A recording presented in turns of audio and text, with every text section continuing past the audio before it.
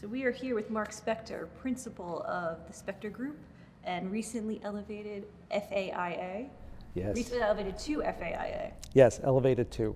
And what, only 2% of the architects in the AIA? 2%, yes, so 2% of the global 100,000 members of the AIA in the United States are fellows, yes. Well, congratulations. Thank you. It's a big deal. I've been FOD. Well deserved. Yes, thank you. So we're going to have a little conversation here. We work together regularly. Just about design, just free-flowing convo. So we have some questions prepared. I want to know what originally attracted you to architecture and design. Your dad was an architect. Was it him? Was it your interest in general in the field? What brought you to where you are now in terms of career choice? SpectorGroup is a family business. We were founded like 53 years ago. My grandfather was an architect.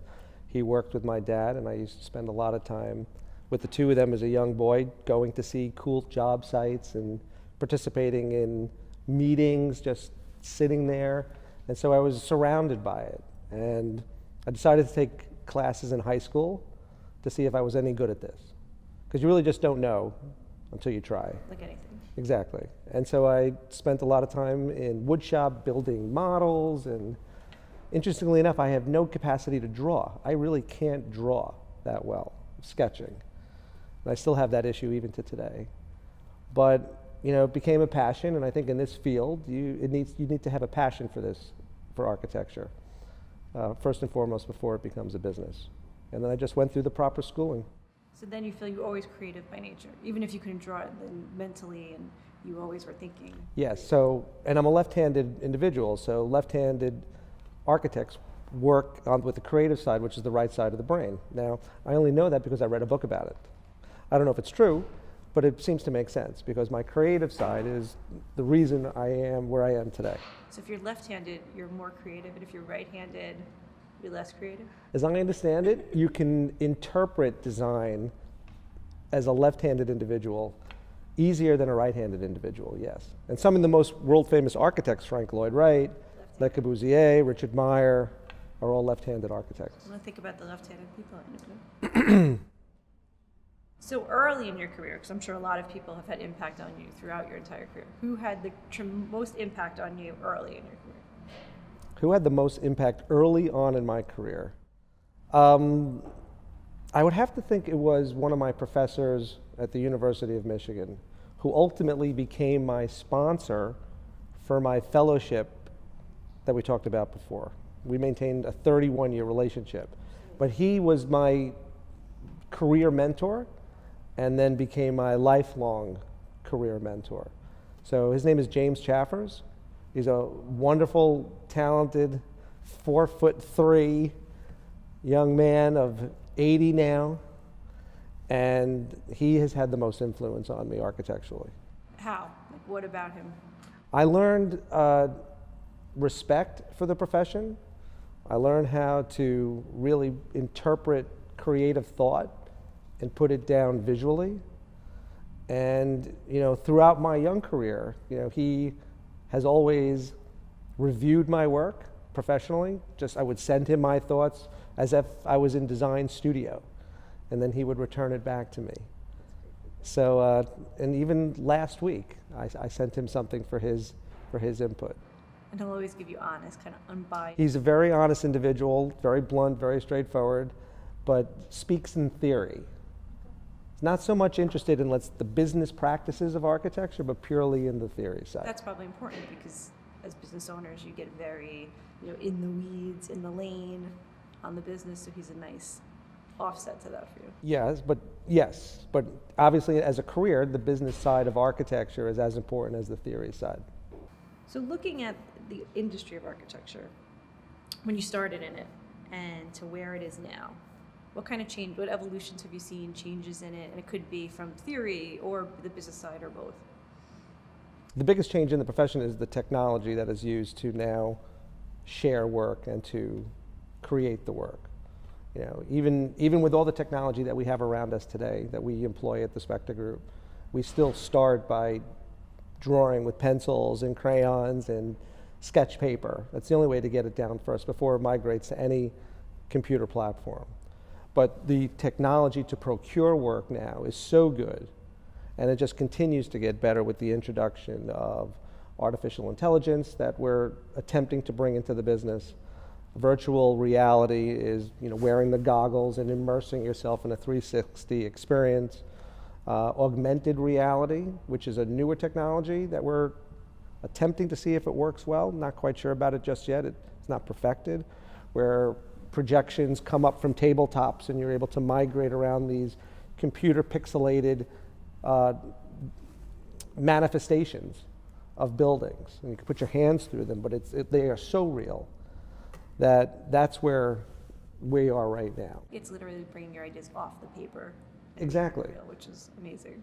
All right, so in terms of ideas in design, like there's a lot of talk, I'm sure you can read a lot about design ideas and these big kind of macro conversations about design. What do you think is one of the most underappreciated ideas in design, or maybe approaches to design? You can kind of take that. The entire approach to design, from a client to an architect, is underappreciated. I think what we do as a profession and what we require and how we work and the time it takes to effectively do the quality of design that at least people are coming to the SpectorGroup for as a brand is completely underappreciated and underestimated. The commoditization of the industry. Is a very big problem, and it's something that I do talk about as well, is that clients now want things to go much faster, skipping steps, but are still looking for the end product to be spectacular. And there's a rub there. It's not like we are trading stocks where you have a transaction, buy, sell, and at the end of the day you close your book. Ours is an entire process of protocols and steps and approvals that cannot be compromised under any circumstance. And yes, we have worked under extraordinary circumstances and time frames to condense our processes, but it's not ideal. So what, on the flip side of that, what's the most overhyped approach or idea currently, in your opinion? Are you talking about like a particular trend that we're seeing in the marketplace? Is the open office plan overhyped now to some level? Or so, You're reading, you are seeing a lot of white paper now about the failures of the open office plan. And for the last few years, we've been all migrating to promoting the open office plan. We haven't seen any feedback of negativity from our client base that are using the spaces after we've finished our work. We do a lot of post-mortem check-ins with our clients for up to 5 years to see if it's functioning the way it had intended to be. Because that's education you can use moving forward. Well, sure. We always use lessons learned on every project is very, very important to us. But as far as trends go, I read trends for 2019, and it's, I'm not reading anything new there. There's nothing new there that I'm seeing that we haven't done before. There's nothing revolutionary. There's nothing revolutionary in the industry other than technology. We're still creating spaces where people live, work, pray, play, and sleep. That's never going to change. A circle is a circle. No matter what I do with it, it's still a circle. Who do you think the most important person in the field right now is? And by important, I don't just necessarily mean the most creative. That might be your opinion, but it could be someone who's just moving the industry from a business standpoint. So I don't want you to think it has to be a creative tilt unless you think that's your answer. Who is one of the most important influential professionals in the business right now? We're reading a lot about BIG, B-I-G, Bjorn Engels. Young is a Danish architect that has an office in New York City. Recently opened. Was in Brooklyn in Dumbo Heights. Was given an enormous opportunity in New York to design a fantastic building on 57th Street, West 57th Street. And that has kind of springboarded his career and designed 2 World Trade Center that's not in construction just yet, and is an international phenom right now. Is his firm the same one, unless I'm confusing Danish designers, who does the outdoor space and building up like how, like in Lower Manhattan, right? And now with all the storm surges and things, and how they bulk that up, but they make it look like parkland, or is that? Oh, so that's Diller Scaffetto. So Diller Scaffetto is the architect that did the Highline Park. Is that what you're referring to? No. I think I saw a 60 Minutes piece. I'm confusing. But now I went on a total tangent. Go back. So there are a lot of influential designers around the world that are now practicing here in the United States. They used to just be limited to Europe and Asia. But it's wonderful to have them here. I learned from them, not so much on the business side, but on the creative side. What do you think the biggest challenge or problem or question facing the industry of architecture is now as we move forward? So it's a two-pronged question. So the first answer is that those that are coming out of college, architecture schools with professional degrees, are only being educated in one piece, one sector of the profession, and that's the creative side. They don't have an understanding of how actually to run that as a business. And they should be taking classes in economics, in even real estate development, construction management, to become much more of a well-rounded architect. So when you come out of school, you have a lot to offer beyond your skill set of creativity. And schools are just simply not promoting that on the graduate level, and they need to do Even that. on the graduate level, so not even talking about. It's not, you can take the class of real estate development as a minor, but it's not being promoted As a necessity. as a necessity to your professional degree. Because as an architect, you're a licensed professional, so you really only need yourself, technically, to make money as a professional. But if you had assets in real estate development, project management, and construction, your offering Doppler effect becomes greater. So why wouldn't you do that? Why wouldn't you do that? So that's not getting promoted from that side. The other side of the bigger issue is, as an architect, as a profession, is that the compensation scale of what you're paying architects is not commensurate with the responsibility and the liability that we have as architects. We should be paid like lawyers or more, and we're not. And that has to do with society's perception of the need of an architect. And the next generation needs to hopefully flip the coin on that. We have to work together too, right? Definitely, and I talk about it. I've spoken about it with other leaders in our field. Why is this happening? And it's what the market is bearing right now, and it's wrong. It's wrong. Pop culture references and how the future will look. No. What do you think is the right note? Is it the Jetsons? It's like, what is? A lot of the things, a lot of the things that were on the Jetsons have manifested. It's so true. Including The Simpsons too. The Simpsons is a great predictor of where things are now when those shows were made some time ago, interestingly enough. But look, people still need a place to live. They need a place to work. They need a place to go. So the concept of not having edifices built to those particular uses, at least in my lifetime, I don't see changing. Basic needs aren't changing. Base- It's how you package those needs. How you package those needs, exactly. So the basic needs are not changing. The style of architecture, we're seeing a lot more streamlined in glass, and we call it futuristic. All of that is here now. The sustainability of design, similar to worrying about climate change. We want to make sure that these buildings that are created, are self-sufficient, can be net zero, produce energy, not just absorb energy. And so that future is happening now. So that's where it moves from here, not sure just yet. Who knows? All right, so what advice would you give your younger self? What advice would I give my younger self? Young Mark. He was sitting here. How old? Oh, we could change it up. It could be 5. 5? 25. I would say my younger self, I would say 18 to 21. Okay, 19.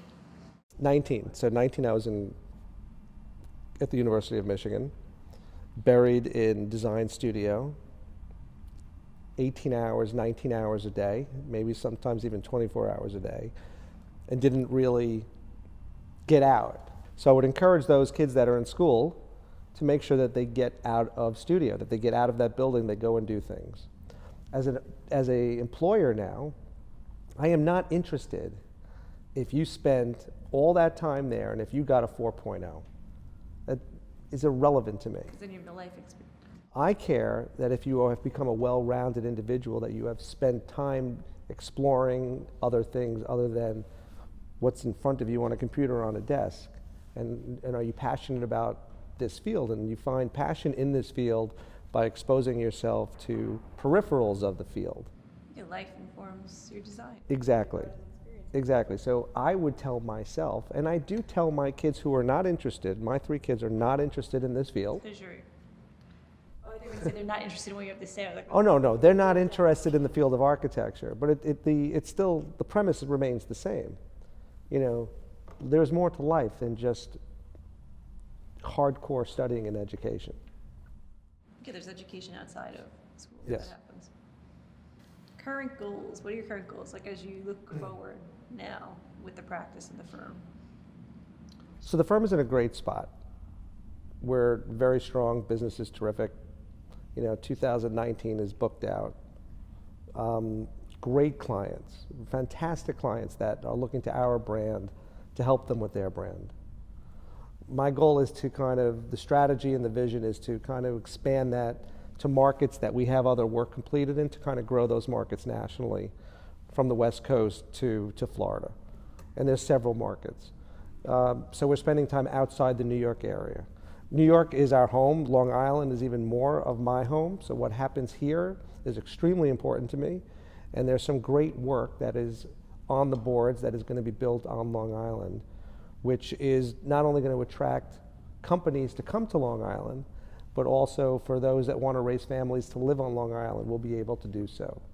A lot of them are called TODs. It's a term called transit-oriented developments. Meaning like it's close to hubs of transit and Close to the railroad, where there's retail and there's residential, affordable residential, because that's what is really needed on Long Island. well, in New York as a whole, affordable residential. Right, so in New York City, they're expecting a 1.5 million person increase of those moving to Manhattan. And what has to happen? That's a large population that you have to feed, you have to find housing for, office space for, retail for. So the city is going through an expansion within its own footprint that really can't grow. In a way, you can go up. Right, so Manhattan is an island, right? It's 2 miles by 12 miles. That's all it is. It's not getting any bigger. But yet you're going to have all of this influx of people coming and you have to be able to accommodate them. So inside the actor's studio, James Lipton, right, ends the show with a bunch of kind of Yes. questions. Yes, Yes. everyone. So this is my little adaptation of it. Okay? Favorite quote?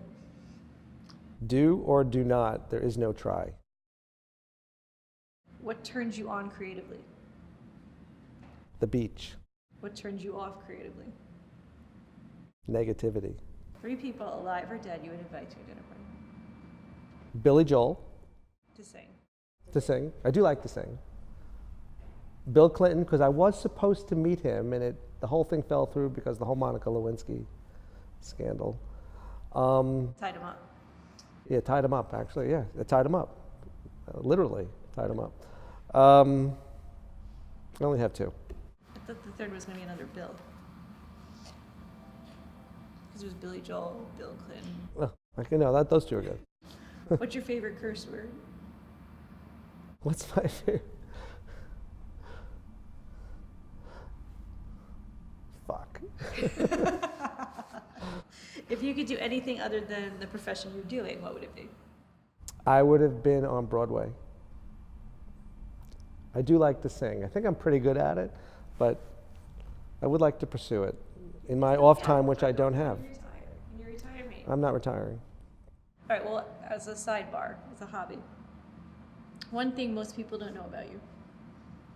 One thing that most people Although you don't. might have just said it, that you enjoy to sing. I don't know. That's probably it. That I do enjoy to sing. My kids know that I enjoy singing. Yes. Okay, you're writing your own obituary. What's one line to describe your life and how you'd want to be remembered? I want to be remembered that I was a genuinely happy, joyful individual, and that I had impact on those that I love and that loved me. When you're designing a space, how important to you is the environmental branding? Like, how much thought are you giving that when you're sort of laying out the bones of the space and then the feel and the flow? It's part and parcel with the early concepting of design. It used to be where, as architects, we would go through the early phases and probably not work with a brand specialist until we've completed a look and feel. That's no longer the case. So we need that partnership on board very, very early, because the branding defines the design, especially if the headquarters space or whatever we're creating is being used to launch a new brand. More often than not, that is the case for us. When a client is moving from space to space or is going through a reimagination of their existing space, it's the relaunch of their brand. Whether it's a national, world-known brand like the NBA or Coca-Cola or Amazon, or someone that is smaller and maturing and growing and now wants to have their brand reinvented. It's the same thing. So good executions of environmental branding, whether it's from a creative side or it's working well in the space, what do you think it's bringing, adding to good architectural? It has to have impact. It's got to have immediate impact of the attention span of an individual when they walk into a space. You probably only have them looking at something like that for a millisecond. And what is that millisecond? That's got to tell the story immediately of the purpose of what you've created in that space. And there are some great companies that do that well. You know, Nike does that well. The NBA does that well. We have a number of private clients that want that immediately. So that's one piece of it. The other piece of it is the telling the overall story of a company that could be spread out and touch points throughout an office space. So it's not an immediate impact, but it's more of a subliminal impact and feeling of the brand. To me, both are important, but it's all about what the client is looking for. More sophisticated clients do not want the holy shit, bam in your face, wow, like a WeWork or some of the younger millennial type companies. But it's as important if it's more subtle and elegant and still gets the point across. The goal is the same. Just how you treat it. The goal is to reinforce the brand messaging through creative design and graphics. And that's why they are one, as far as we're concerned. Toda. Well, you know, high five. No. Thanks for the memories of Jennifer and Mark, Craig and Brian.